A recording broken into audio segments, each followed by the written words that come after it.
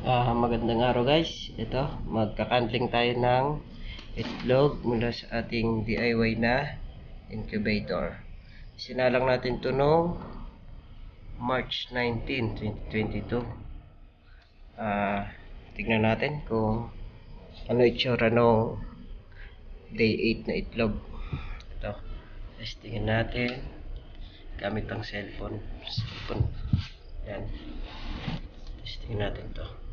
Ano ang itsura ng day 8 na itlog. So, ayan siya guys. Gumagalaw.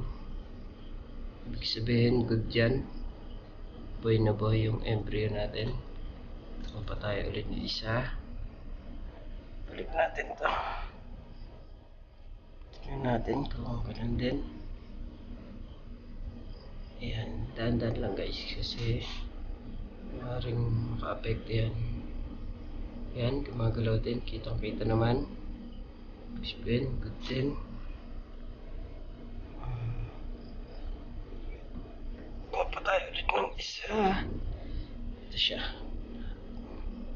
Ito, mukhang patay ito. Ayun, gumagalaw din siya. Medyo hindi lang kita. Day 8 po yan, day 8. Yan, gumagalaw po.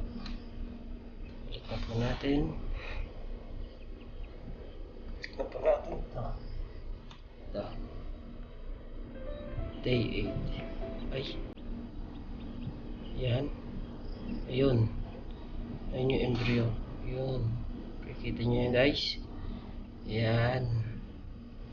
Okay. Siguro tama na yan guys. Nasilawang ko na to eh.